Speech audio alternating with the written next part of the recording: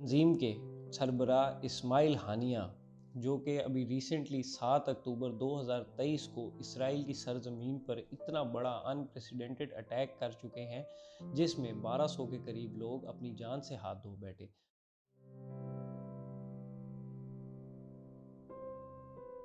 What is Hamas? Hamas is designated as a terrorist organization by several countries and international entities. जैसे कि हम आपको अपनी पिछली वीडियो में हमास के बारे में बता चुके हैं, हमास जो कि एक गाज़ा स्ट्रिप का आर्म्ड रेजिस्टेंस ग्रुप है, 1987 में वजूद में आया और 2006 के इलेक्शन में गाज़ा स्ट्रिप से क्लीन स्वीप करके जीत गए। इस तंजीम के सरबराह इस्माइल हानिया, जो कि अभी रिसेंटली 7 अक्टूबर 2023 को इसराइल की सरजमीन पर इतना बड़ा अनप्रेसिडेंटेड अटैक कर चुके हैं, जिसमें 1200 के करीब लोग अपनी जान से हाथ धो बैठे और 240 के करीब लोग, जिसमें टॉप मिलिट्री ऑफिशियल्स और यूएस नेशनल्स शामिल हैं, उनको यरगमाल बना लिया गया। इस हमले की नोयत का अंदाज़ा आप यहाँ से लगा सकते हैं कि यहूदी इसको हॉलोकास्ट के बाद अपने सरजमीन पे किए गए या अपने ऊपर किए गए सबसे बड़े हमले से तशबीह देते हैं। Powers like Israel, Russia, Iran, and Saudi Arabia navigate conflicts and interests. Israel's actions during the Arab Spring impacted Arab nations, while Syria seeks to reclaim the Golan Heights from Israel. Regional powers इसमें क्या role play कर रही हैं उसके बारे में हम आपको ये बता सकते हैं कि अरब इसराइल जंग जो कि काफ़ी अरसे से, और ये कॉन्फ्लिक्ट काफ़ी अरसे से आपको पता है कि इस दुनिया में प्रिवेल कर रहा है। जब 1981 में अरब इसराइल वॉर हुई तो उसके अंदर इसराइल ने सीरिया का एक एरिया है गोलान हाइट्स, जिसके ऊपर कब्ज़ा कर लिया, जो कि सीरिया आज उसको रिक्लेम या वापस लेना चाहता है। वो उसको अपना एक इंटीग्रल पार्ट समझता है। Russia on the other hand वो एक यूएस को डेकेड लॉन्ग कॉन्फ्लिक्ट के अंदर दोबारा से एंगेज करना चाहता है, क्योंकि जैसे ही यूएस और नेटो ने उसको यूक्रेन में बिजी किया है, इसी तरीके से रशिया उनको रिवर्ट बैक करना चाह रहा है किसी तरीके से, कि वो इसराइल में एक कॉन्फ्लिक्ट क्रिएट कर दे, मुस्लिम ज्यूज़ का एक कॉन्फ्लिक्ट हो, और उसके अंदर जो है अमेरिका दोबारा से रशिया पे से और चाइना पे से ध्यान बिल्कुल ही हट जाए। ठीक है, उसी के साथ साथ ईरान का क्या रोल है इसके अंदर। ईरान क्योंकि इस्लामिक वर्ल्ड का एक सोल लीडर बनना चाहता है, पहले उसको ये लीडरशिप जो है सऊदी अरब के साथ शेयर करनी पड़ती है। अब वो ये चाहता है कि वो एक अकेला तनहा इस पूरी उम्मत मुस्लिमा का लीडर बन के सामने आ जाए। जो इस सारी सिचुएशन के अंदर जो लॉस है सबसे बड़ा, वो सऊदी अरब को फेस करना पड़ रहा है।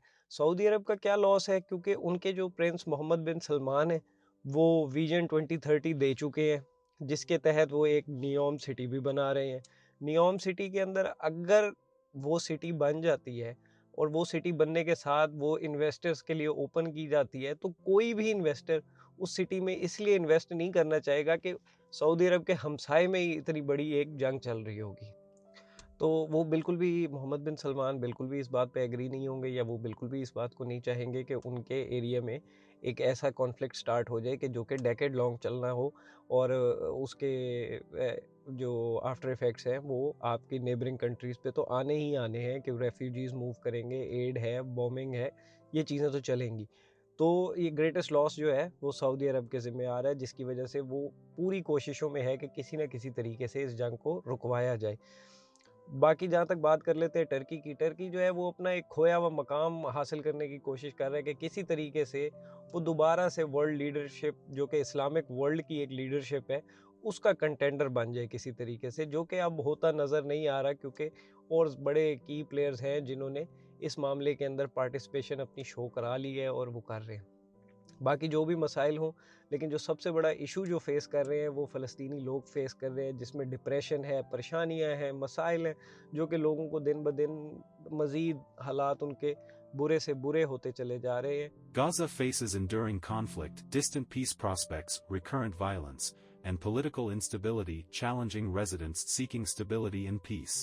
और जैसे कि आप लोग जानते हैं कि अब इतने बड़े हमले के बाद इसराइल तो चुप बैठने वाला है नहीं, जिसकी वजह से उसने फ़ज़ाई और ज़मीनी कार्रवाइयाँ दोनों तरीके से गाज़ा स्ट्रिप के ऊपर हमले शुरू कर दिए हैं।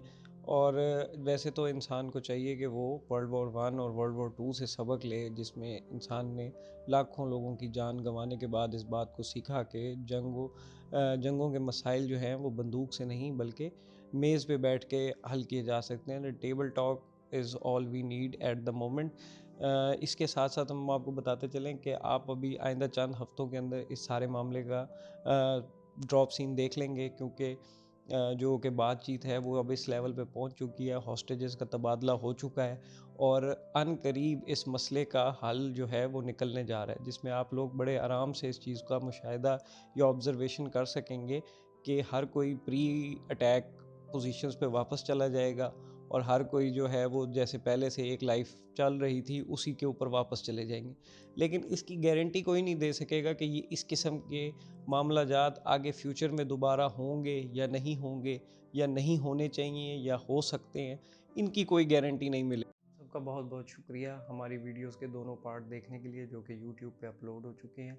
अगर आप इसी तरह का और इसी से रिलेटेड और इंटरेस्टिंग कंटेंट देखना चाहते हैं तो please like, comment, share and subscribe to my YouTube channel. You can also find us on Facebook and Instagram. We will be uploading a lot of reels over there and we'll be taking your questions over there. Thank you.